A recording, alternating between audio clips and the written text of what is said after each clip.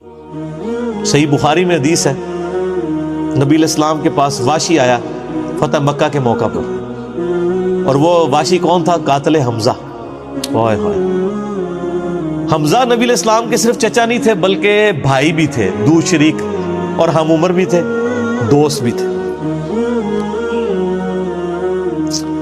واشی کو حضرت بلال نے سفارش کروائی کہ یا رسول اللہ میرے کہنے پہ معاف کر دیے جائے۔ واشی پیش ہوا، فرمایا واشی یا رسول اللہ قاتل حمزہ، یا رسول اللہ تیرا ایمان قبول ہے، لیکن کیا تو ایسا کر سکتا ہے کہ اپنی شکل مجھے نہیں دکھا؟ ہائے ہائے ہائے، یہ وہ شخص ہے جو حریص علیکم بالمؤمنین رؤوف الرحیم ہے، لیکن چچا کے معاملے میں، اور وہ چچا ایسا نہیں جو صرف چچا ہی تھا، وہ دین کا مجاہد تھا، دین کے لیے کنٹریبیوشن تھی۔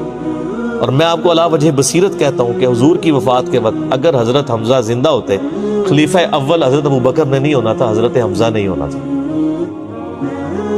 اس کا لاجیکل ثبوت یہ ہے کہ غزوہ بدر میں مسلمانوں کا لیڈر کون تھا آرمی کا؟ حضرت حمزہ۔ نبی علیہ السلام تو خیمے میں تھے نا، مسلمانوں کو لیڈ کون کر رہا تھا؟ حضرت حمزہ۔ غزوہ احد میں کون لیڈ کر رہا تھا؟ حضرت حمزہ۔ اسی لیے آپ نے پھر غزوہ احد کے شہداء پہ جا کے جنازہ پڑھا تھا نا، کہ ان کی وجہ سے بعد والے لوگ بینیفیشری ہوں گے۔ تو یہ لوگ تو بینیفیشری نہیں ہوئے، ان کو تو سب کچھ آخرت میں ملا ہے۔ یہ نہ ہو کہ اب تم آپس میں، بخاری مسلم میں یہ بھی حدیث ہے، میرے بعد کافر نہ ہو جانا کہ ایک دوسرے کی گردنیں کاٹنا شروع ہو جاؤ۔ اور وہی ہوا پھر بعد میں۔ تو نبی علیہ السلام نے قاتل حمزہ کو معاف کیا، اور فرمایا پوری زندگی پھر واشی سامنے نہیں آیا حضور کے، حالانکہ آپ کو تو اللہ نے گارنٹی دی ہے حریص علیکم بالمؤمنین رؤوف الرحیم۔ نبی علیہ السلام مومنین پر رؤوف بھی ہیں، رحیم بھی ہیں۔ اب میں تھوڑی سی انجینئرنگ کرتا ہوں کہ انسان کو اپنے چچا سے زیادہ محبت ہوتی ہے یا اپنی اولاد سے؟ مطلب اس پہ تو کوئی دوسری رائے نہیں ہے۔ جن جن کے بچے ہیں، میرے بھی اپنے بچے ہیں، آپ میں سے بھی اکثر لوگ شادی شدہ بیٹھے ہیں، آپ خود انالیسس کر لیں، بلکہ اولاد تو بعض کا انسان کو ماں باپ سے آگے ہو جاتی ہے۔ تو جن لوگوں نے حضرت حمزہ کے ساتھ ظلم کیا اور ان کو قتل کیا، ان کا ایمان قبول نہیں کیا گیا۔ تو جن لوگوں نے حضرت حسین ابن علی کے ساتھ ظلم کیا، یا حضرت علی ابن ابی طالب کو تکلیفیں دی ہیں جو حضور کے بچوں کی جگہ تھے، ان کے بارے میں آپ ایکسپیکٹ کر سکتے ہیں کہ نبی علیہ السلام کے دل میں ان کے بارے میں کوئی محبت کے جذبات ہو؟ Not at all. حتیٰ کہ آپ دیکھ لیں مسند احمد میں تواتر سے وہ حدیث نقل ہوئی ہے کہ ابن عباس کہتے ہیں کہ ایک دوپہر کے وقت میں نے خواب دیکھا اور میں گھبرا کے اٹھ گیا اس خواب کی وجہ سے۔ میں نے دیکھا کہ نبی علیہ السلام جو ہے وہ پرانگدہ حالت ہے، بال بکھرے ہوئے ہیں، جسم پہ گرد پڑی ہوئی ہے، ہاتھ میں خون کی ایک شیشی ہے، اور میں نے کہا یا رسول اللہ میرے ماں باپ قربان، آپ کی کیا حالت ہے؟ تو فرمایا کہ یہ حسین اور اس کے ساتھیوں کا خون ہے جو صبح سے میں کربلا میں سمیٹ رہا ہوں۔ اور یعنی ایک اللہ کی طرف سے دکھایا گیا یہ تشبیہ، یعنی ایک لادہ سے ایک محکمہ خواب کے محکمہ بالکل الگ سے۔ آپ مجھے خواب میں آئے تو آپ کو نہیں پتا ہوگا کہ آپ میرے خواب میں آئے، یہ اللہ تعالیٰ تمثیلاً دکھاتا ہے۔ اور نبی علیہ السلام کو خواب میں دیکھ رہا ہے کون؟ صحابی، تو وہ تو کنفرم ہے، بخاری مسلم میں حدیث ہے، جس نے مجھے خواب میں دیکھا میری شکل میں شیطان نہیں آ سکتا، اور وہ شکل صحابی کو تو پتا تھی، اور صحابی بھی عام نہیں، عبداللہ ابن عباس کہتے ہیں میں گھبرا کے اٹھا، میں نے وقت اور تاریخ نوٹ کر لی اور دن بھی، کئی ہفتوں بعد پتا چلا کہ اسی دن 10 محرم 61 ہجری میں حضرت حسین ابن علی کو شہید کیا گیا۔ تو حسین ابن علی کی وفات کے اوپر یہ ابن عباس کو خواب میں آنا حضور صلی اللہ علیہ وسلم نے انڈیکیٹر دے دیا نا، اسی حدیث کو نقل کر کے اسماعیل دہلوی، جس کو دیوبند اور اہل حدیث جو اس وقت پریکٹیکلی یعنی ایک سمجھ لیں کہ یزید کے ٹھیکیدار بنے ہوئے ہیں اس کے دفاع کے اوپر، ان کے مشترکہ امام ہے اسماعیل دہلوی، شاہ ولی اللہ دہلوی کا پوتا۔ اس نے جو کتاب لکھی ہے نا تقویت الایمان، جس میں گستاخیاں بھی ہیں، وہ اس کتاب کے اندر ہم نے اس کا جے پی جی بھی لگایا تھا، اس میں اس نے لکھا ہے کہ اس حدیث سے پتہ چلا کہ نبی علیہ السلام وفات کے بعد بھی اللہ کی جنتوں میں حسین کے قتل کی وجہ سے غم زدہ ہیں۔ اور اس نے بھی لکھا یزید پلید لفظ لکھا، وہ اس پوری کتاب میں جہاں جہاں لفظ استعمال کرتے ہیں یزید پلید استعمال کرتے ہیں۔ تو تو بعد میں سعودی ایران ٹسل شروع ہوئی تو یہ یزید کی وکالت کرنی شروع کر دی. اہل حدیث تو خیر اس وقت ناصبیت اور یزیدیت کا جھنڈا اٹھائے ہوئے ہیں. دیوبند میں کم لوگ ہیں ایز کمپیئر ٹو اہل حدیث, اور بریلویوں میں تو بہت ہی کم ہے. تو یہ میں آپ کو صرف ایک کمپیریزن بتا رہا ہوں کہ انسان کو اپنی اولاد سے جو محبت ہوتی ہے وہ تو آپ سوچ نہیں سکتے. ترمذی میں اور مسند احمد میں حدیث ہے, نبی علیہ السلام نے حضرت حسین کو اٹھایا ہوا ہے اور آپ فرماتے ہیں اللہ یہ میرے بیٹوں میں سے ایک بیٹا ہے, اے اللہ اس سے محبت کر, جو اس سے محبت کرے, اس سے دشمنی رکھتے اس سے دشمنی رکھتے. ہم یہ پوچھتے ہیں کہ حسین سے دشمنی کس نے رکھی ہوئی ہے, ذرا پوائنٹ آؤٹ کریں نا. کیا یہ تھریٹیکل بات ہے؟ تھی نا دشمنی, آج تک ہے, اس زمانے میں بھی تھی. تو وہ ان لوگوں کو پھر ان کے ساتھ کیا معاملات ہوں گے. باقی واقعہ کربلا والا ریسرچ پیپر 5B پڑھ لیں تو آپ کو معاملات کلیئر ہو جائیں گے. تو یہ غل کے اوپر میں نے بات کی, اور اس کے اوپر بعض لوگوں جو ہیں وہ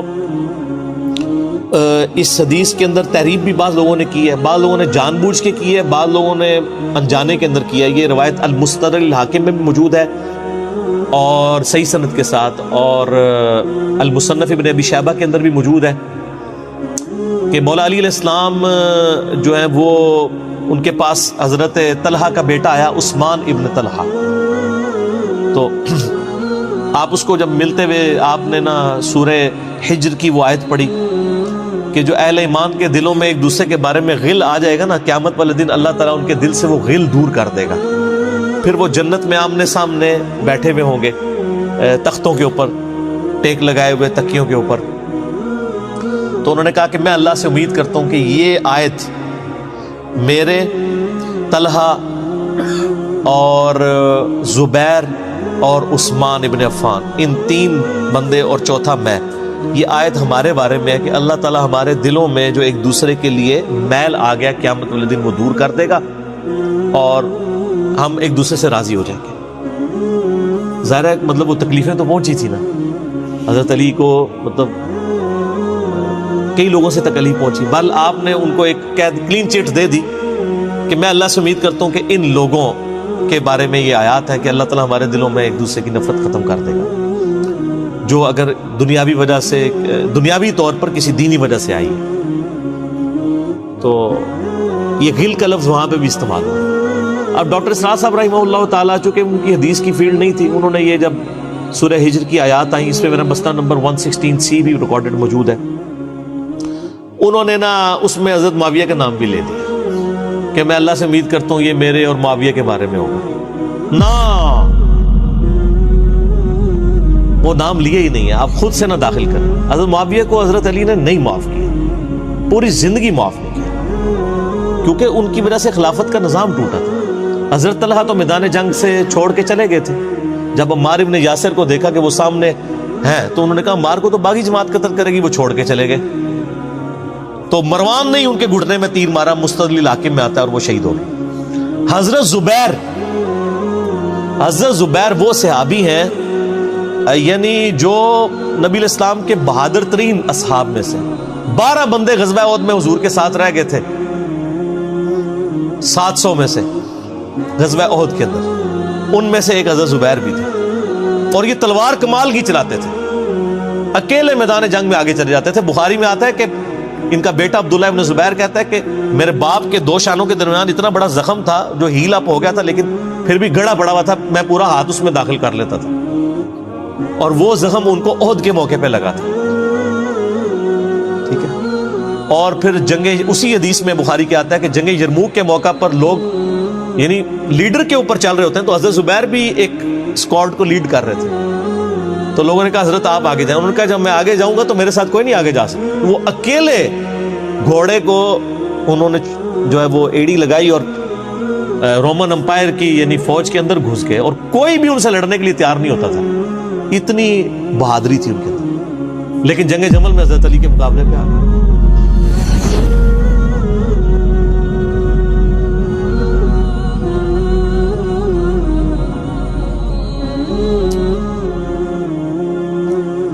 اس تکلیف کا کوئی اندازہ نہیں کر سکتا. حضرت حسن ابن علی نے بتایا مولا علی سے کہ بھئی حضرت زبیر آئے ہیں,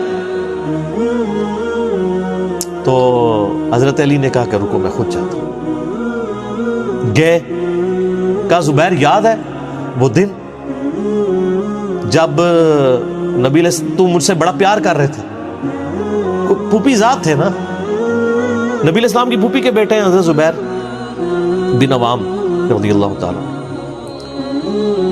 تو حضور نے تم سے ایک بات کہی تھی کہ تم علی سے اتنی محبت کرتے ہو، ایک دن آئے گا کہ تم تلوار لے کے علی کے خلاف کھڑے ہو جاؤ گے.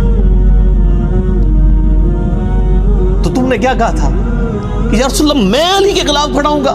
فرمایا ہاں تم اس وقت ظالم ہو گئے. تو حضرت زبیر جو ہیں وہ ان پہ غشی طاری ہو گئی گھوڑے کو، یعنی وہ حضرت علی کا پھر سامنا بھی نہیں کر سکے، میدان جنگ سے واپس چلے گئے. تو بعد میں حضرت علی کے فوجیوں میں سے ایک بندے نے جا کے پیچھے ان کو دھوکے سے قتل کر کے تھا. تو حضرت علی نے کہا کہ زبیر کے قاتل کو میں دوزخ کی بشارت دیتا ہوں، کیونکہ زبیر جنتی تھا. تو وہ شخص پھر حضرت علی سے ناراض ہو گیا کہ ہم نے میں نے تجھے حکم دیا تھا، جب میں نے ان کو جانے دیا تو نے یہ کام کیوں کیا؟ تو وہ پھر خارجی ہو گیا. اور یعنی یہ وہ محبت تھی، وہ جہاں محبت تھی وہ نظر آتی تھی. ظاہر ہے کہ ایک بندے کی ایک غلطی سے اس کی پوری زندگی زیرو سے ملٹیپلائی نہیں ہو جاتی ہے. جس نے اتنا کچھ دین کے لیے کنٹریبیوٹ کیا کبھی نہیں ہو سکتا ایسا. حضرت علی کو بھی اس بات کا پتہ تھا. بہرحال یعنی اللہ تعالیٰ ان سے راضی ہو، اسی لیے نبی علیہ السلام کی اس حدیث یعنی وہ حضرت علی کے اس قول کو حضرت علی فٹ کیا کرتے تھے حضرت زبیر، طلحہ اور حضرت عثمان ابن عفان پہ رضی اللہ تعالیٰ. باقی آپ میرا کربلا والا ریسرچ پیپر پڑھیں تو آپ کو پتہ چلے گا کہ کتنی یعنی مشکل وقت حضرت علی نے اپنی خلافت میں دیکھا ہے اس حوالے سے. یعنی مصنف ابن ابی شیبہ میں آپ کے مخالفین کی لاشیں بھی ہیں، ان پہ بھی حضرت علی گریہ کر رہے ہیں، ایک ایک کی لاش اٹھا کے اس کو صاف کر رہے ہیں. حضرت طلحہ کا بیٹا تھا محمد بن طلحہ، اس کی لاش دیکھی تو رو پڑے، حالانکہ وہ مخالفت میں لڑنے آیا ہوا تھا. پھر حضرت حسن سے کہا کاش میں جنگ جمل سے 20 سال پہلے ہی مر گیا ہوتا، میں یہ دن نہ دیکھتا. ایک ایسا شخص جس نے 8 سال کی عمر میں اسلام قبول کیا، جس نے اسلام کو 0 سے 3 براعظموں میں پھیلتے ہوئے دیکھا، اور اب اس کو بڑھاپے میں یہ دن دیکھنے پڑ رہے ہیں کہ اس کے سامنے اسلام کا شرازہ بکھر رہا ہے، کہ مسلمانوں سے لڑ رہے ہیں. ایک ایک جنگ میں 8-8 10 ہزار لوگ، جن میں مرنے والے صحابہ ہیں حضور کی تربیت یافتہ، جو ایک آواز کے اوپر حضور کی لبیک کہنے والے تھے، شیر و شکر تھے آپس میں.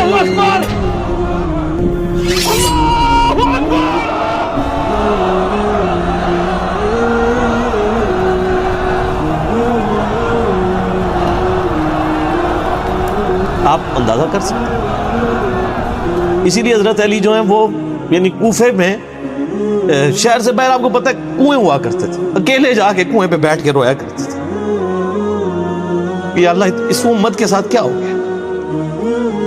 کوشش کرتے رہے، اینڈ رزلٹ یہ ہے کہ وہ خلافت کا نظام. اسی لیے مصنف ابن ابی شیبہ میں آتا ہے کہ آپ نے فجر اور عشاء کی نمازوں میں قنوت نازلہ پڑھی، اللہم علیک بمعاویہ واشیاءہ، اے اللہ معاویہ اس کے شیعہ کو برباد کر، علی اور اس کے عمرو بن عاص اور اس کے شیعہ کو، ابا سلمی اور اس کے شیعہ کو، قیس اور اس کے شیعہ کو برباد کر. باقی احادیث میں آپ علیہ السلام نے جو بشارت کر دی تھی، سنن صحیح کبریٰ کے اندر حدیث موجود ہے، حاکم کے اندر، کہ نبی علیہ السلام نے حضرت علی سے ایک دن فرمایا تھا، اے علی اگلی امتوں میں سب سے بڑا بدبخت وہ تھا جس نے قوم عاد کی اونٹنی کو قتل کیا اور اس کے بعد عذاب آ گیا. میری امت کا سب سے بڑا بدبخت وہ ہوگا جو تیرے سر کے خون سے تیری داڑھی کو رنگ دے، اور وہی ہوا ہے. اور اس کے بعد پھر دیکھیں امت ایک جگہ جمع نہیں ہوئی ہے. حضرت علی ایک آخری کوشش تھے، اور جن لوگوں نے اس وقت ساتھ نہیں دیا پھر ان کو دنیا میں اس کا خمیازہ بھگتنا پڑا ہے. عبداللہ بن عمر نے بیعت نہیں نہ کی تو صحیح بخاری اٹھا کے دیکھیں، عبداللہ بن عمر کو آل امیہ نہیں قتل کروایا، حجاج بن یوسف نے زہر آلود نیزہ مروا دیا. اور حاکم کے اندر مجموع الزوائد کے اندر موجود ہے، حضرت عبداللہ بن عمر آخری عمر میں کہا کرتے تھے کاش میں اس وقت علی کا ساتھ دیتا اور یہ خلافت کا نظام تو بچ جاتا. کیونکہ کئی لوگ بیچ میں نیوٹرل ہو گئے تھے جو پھر ساتھ نہیں دیا، تو اس کی وجہ سے پھر حضرت علی کے چونکہ اب پاس اتنی مین پاور نہیں تھی کہ اس سسٹم کو سنبھال سکتے، بال پھر وہ شہید ہو گئے اور پھر معاملات آ گئے. خیر بات کہاں سے کہاں نکل گئی، کیونکہ یہ اس کے ساتھ غل کا لفظ تھا تو یہ غل کے لفظ کو ایڈریس کرنا ضروری تھا. تو آج ہم جب جنگ جمل صفین نہروان کو ڈسکس کرتے ہیں تو یہ کوئی غل والی بات نہیں ہے، یہ وہ چیزیں ہیں جو ایک ریالٹی ہیں، اور وہ اگر یہ غل والی بات ہے تو نبی الاسلام کے دل میں بھی نعوذ باللہ غل تھا، مولا علی کے دل میں بھی غل تھا، ایسا نہیں تھا۔ وہ دین کی حمیت کہلاتی ہے، اس کو غل نہیں آپ کہتے۔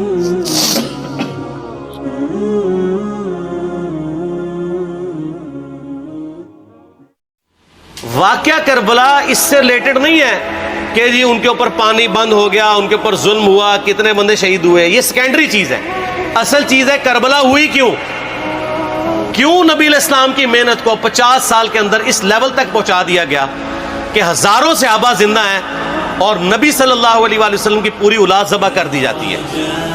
ہم تو یہ کہہ نہیں رہے کہ کیسے ذبح کیا انہوں نے، آری چلائی تھی یا تلوار چلائی تھی، یہ تو واقعہ کربلا تو سب کو پتہ ہے، ان کی شہادت بھی سب کو پتہ ہے۔ جامعہ ترمذی میں حدیث ہے حسن و حسین جنتی نوجوانوں کے سردار ہیں، اور ان کی والدہ جو ہے وہ جنتی عورتوں کی سردار ہیں، اور المستدرک الحاکم میں حدیث ہے حسن و حسین جنتی نوجوانوں کے سردار ہیں اور ان کے والد ان سے بھی بہتر ہیں۔ تو یہ تو ڈیفینٹ حدیثیں ہیں، یہ تاریخ تو نہیں ہے، نبی علیہ السلام کے فرامین ہیں۔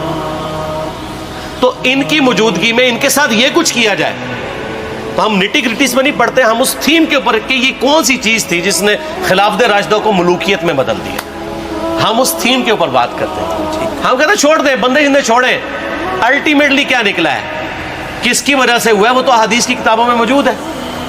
ہم کب کہہ رہے ہیں خفیہ کیمرے لگا گئے جی کس نے گولی پہلا تیر کس نے چلایا، یہ وہ ہم تو بتا رہے کس کے دور حکومت میں ہوا اور ان کا اپنا کردار کیا تھا، اس کو کس طریقے سے لا کے تخت پہ بٹھایا گیا، وہ ساری کی ساری چیزیں تو سامنے ہیں۔ وہ تاریخ کی کتابیں نہیں ہیں، حدیث کی کتابیں ہیں۔ اگر آپ کہتے ہیں کہ بخاری مسلم سے ہم نے صرف رفع الیدین کی حدیثیں لینی ہیں یا ایمانیات کی حدیثیں لینی ہیں اور باقی جو بخاری اور مسلم میں آل امیہ کی بدماشیوں کو ننگا کیا گیا ہے وہ ہم نے نہیں لینی ہے، تو سر پھر آپ اپنے آپ کو کلیئر کٹ، پھر ہم آپ سے واقعہ کربلا نہیں ڈسکس کریں گے، حجیت حدیث میں بات کریں گے۔ آپ کو اپنے آپ کو منکرین حدیث کہنا پڑے گا، یہ آپ اسکروٹنگ کیسے کریں گے؟ اس سے بڑی بات مجھے یہ بتائیں کہ عظمت صحابہ بڑی چیز ہے یا عظمت محمد رسول اللہ صلی اللہ علیہ وآلہ وسلم؟ تو بریلوی یہی تو رونا رو رہے ہیں، وہ کہہ رہے ہیں کہ قرآن میں تھوڑی آیات ہیں، آپ پھر مڑ مڑ کے پڑھتے ہیں قل انما انا بشر مثلکم، اس میں تو نبی علیہ السلام کی تنقیص ہو رہی ہے۔ تو ہم ان کو کیا کہتے ہیں کہ تنقیص مقصد نہیں، نعوذ باللہ نہ ہو رہی ہے، آپ افضل البشر ہیں لیکن آپ کی سپیشیز بشر ہے، یہ ہم اپنا عقیدہ سمجھتے ہیں، وہ اس کو تنقیص شمار کرتے ہیں۔ تو پھر اس وقت آپ بھی بریلویوں کی بات مان کے تو یہ آیات پڑھنا چھوڑ دیا کریں، آپ کہتے ہیں نہیں آیات ہے کیوں نہ بیان کریں، تو ہم بھی کہتے ہیں احادیث ہے کیوں نہ بیان کریں کہ صحیح بخاری میں حدیث ہے 2812 عمار کو ایک باغی جماعت قتل کرے گی، وہ جماعت دوزخ کی طرف بلا رہی ہوگی اور عمار ان کو اللہ اور جنت کی طرف بلا رہا ہوگا۔ اب اس کے نرغے میں جو جو آتا ہے وہ آئے، میں اپنے نبی سے ٹکر لے لوں آپ لوگوں کے منہ کا خیال رکھتے ہوئے کہ میں نبی علیہ السلام کو کہوں کہ آپ نے کیوں ایسی بات کر دی کہ مولا علی کے مخالفین کو آپ نے دوزخ کی طرف بلانے والی جماعت کہہ دیا، تو لیں آپ ٹکر، جائیں سیدھا دوزخ میں، اور تھوڑی جرت کریں آپ یہ کہا کریں کہ اے اللہ، اپنے لیے کہا کریں کہ اللہ تعالیٰ آپ کا حشر یزید اور یزید کے آباء و اجداد کے ساتھ کرے اور اس کی اولاد کے ساتھ۔ ہم کہتے ہیں کہ اللہ تعالیٰ ہمارا حشر جو ہے وہ مولا حسن حسین، مولا علی علیہ السلام اجمعین اور اہل بیت کے ساتھ کرے، آمین۔ اور آپ میں تو اتنی جرت نہیں آپ یہ بات بھی کر سکیں کیونکہ ان کو پتہ ہے۔ تو نبی علیہ السلام کی احادیث کو بیان کرنے کو یہ سمجھتے ہیں کہ جی اس سے مصیبت کھڑی ہو جائے گی، تو اپنے آپ کو منکرین حدیث ڈکلیئر کریں، پھر حجیت حدیث کا مقدمہ ڈسکس ہوگا، پھر کربلا نہیں ڈسکس ہوگی۔ اور یہ ٹی وی پہ بھی آ کے مولوی بیٹھے ہوتے ہیں، سنیوں کے بھی شیعوں کے بھی، مڑ مڑ کے جی وہ یزید نے یہ کر دیا، وہ یزید نے کیا کیا ہے یار؟ وہ تو سسٹم کا نمائندہ بن کے آیا جو پیچھے سے خراب تھا۔ یزید کو لے کے بیٹھے ہیں، یزید یزید یزید یزید، بھائی پیچھے سے معاملہ خراب ہوا۔ اگر نہیں یقین آتا تو یہ بخاری مسلم کی میں نے آلموسٹ 200 سے زیادہ حدیث مین اسٹریم کی کتابوں سے اکثر بخاری مسلم جمع کیے، پڑھے، اور سر میں نے تو ان کو چیلنج دیا یہ حدیثیں پڑھ کے نا اپنے ممبروں سے صرف ان حدیثوں کی تشریح اپنی پبلک کے سامنے کر دیں، نہیں کر سکتے۔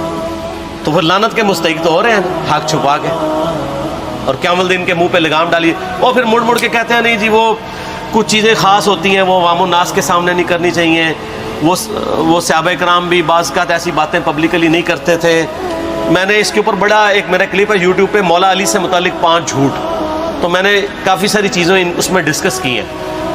لیکن میں یہ کہتا ہوں کہ اللہ کے بندو، جو چیزیں نبی علیہ السلام نے منع کی ہیں بیان کرنے سے، وہ تو ہم ڈسکس کر بھی نہیں رہے۔ میں نے آج تک آپ کو منافقین کے نام بتائے؟ آپ نے حذیفہ ابن یمان کو بتائے تھے نا آپ صلی اللہ علیہ وسلم نے، صحیح بخاری میں آتا ہے، تو میں نے آپ کو بتائے، آپ رازدار رسول تھے، وہ ختم ہوگی بات۔ میں نے کبھی ڈسکس کی ہے؟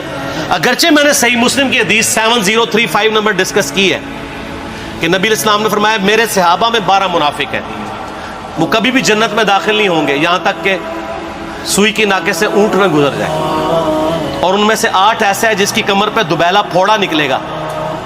میں نے آج تک آپ کو بتایا کہ کس کس کی کمر پہ دوبیلا پھوڑا نکلا اور اس کی موت اسی پھوڑے میں ہوئی ہے؟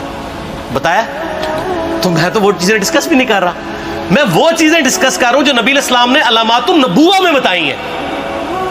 یہ امام بخاری حدیث نبوت کی دلیل کے چیپٹر میں لے کے آئے ہیں، اور امام بہقی نے 3500 احادیث پر مشتمل ایک کتاب لکھی ہے دلائل النبوہ، کہ ہم نبی صلی اللہ علیہ وسلم کو نبی کیوں مانتے ہیں، اس کے اوپر، اور اس میں یہ ساری حدیثیں عمار بن یاسر کے قتل والی لے کے آئے ہیں،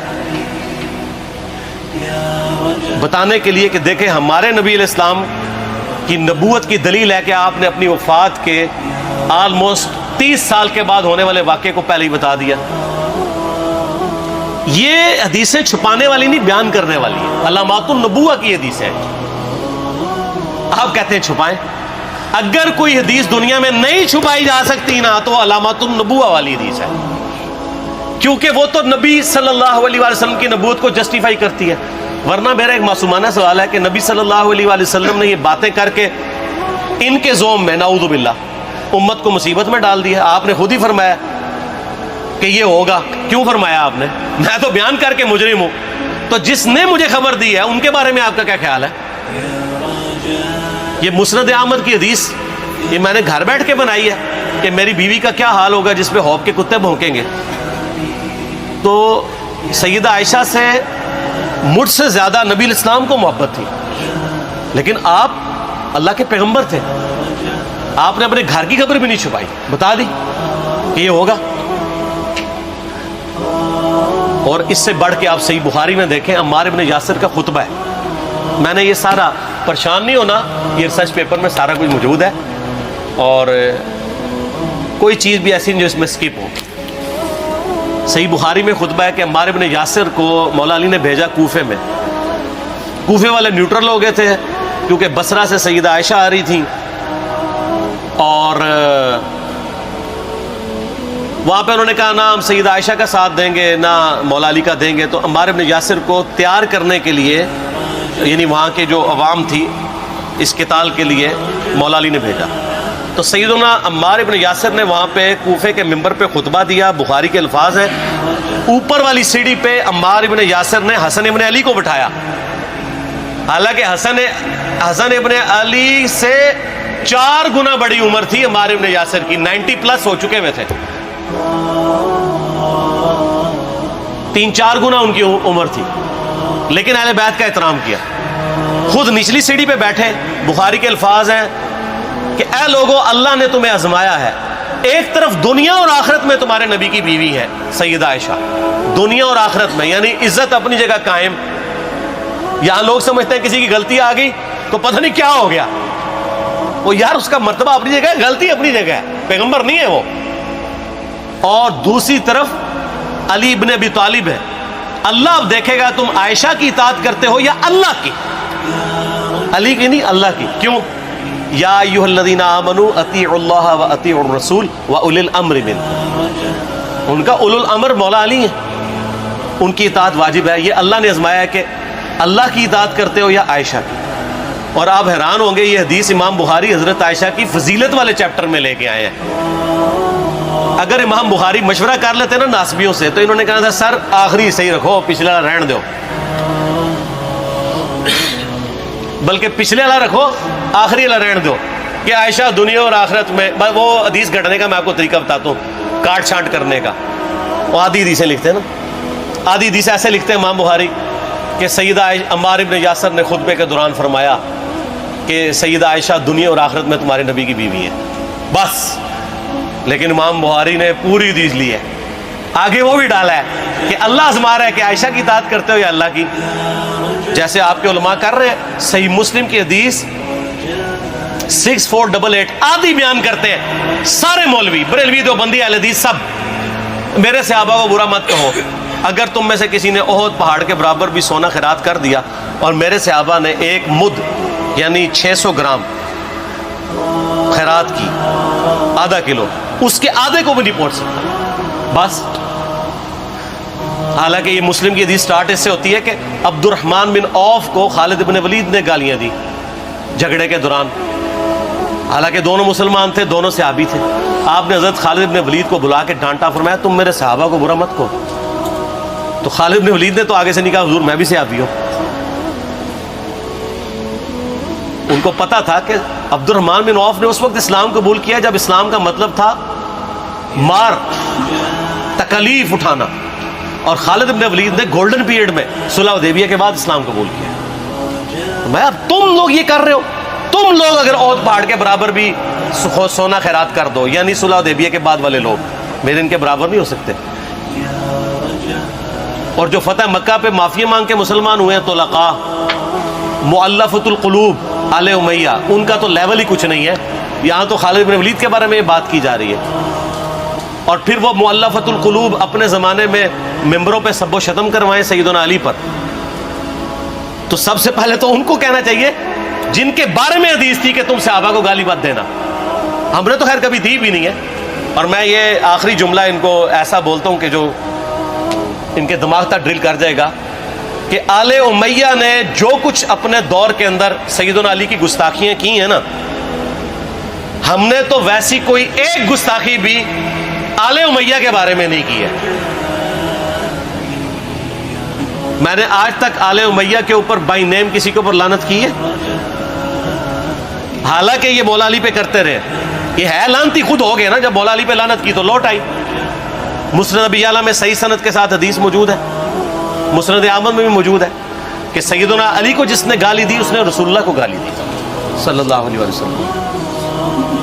جب ام سلمہ نے کہا تھا, شیخ زبیر صاحب نے اس کو تحکیم میں صحیح لکھا ہوا ہے فوٹ نوٹ کے اوپر, کہ لوگوں تمہارے ممبروں پر رسول اللہ کو گالیاں دی جاتی ہیں, تو انہوں نے کہا معاذ اللہ, ہم کب کہیں گے, ایسا نہیں ہو سکتا. تو ام سلمہ نے کہا تم لوگ علی اور اس سے محبت کرنے والوں پہ گالی گلوچ نہیں کرتے ہو کیا؟ جبکہ میں نبی کی بیوی کہتی ہوں کہ سب سے زیادہ رسول اللہ سے محبت, سیدنا علی سے محبت نبی صلی اللہ علیہ وآلہ وسلم کرتے تھے. لہٰذا جب یہ تم کہتے ہو نا علی پر لعنت, علی سے محبت کرنے والوں پہ لعنت, تو یہ لعنت تو تم نبی علیہ السلام تک لے کے جا رہے ہو نعوذ باللہ, کیونکہ علی سے محبت کرنے والا پہلے نمبر پہ نبی صلی اللہ علیہ وآلہ وسلم ہے.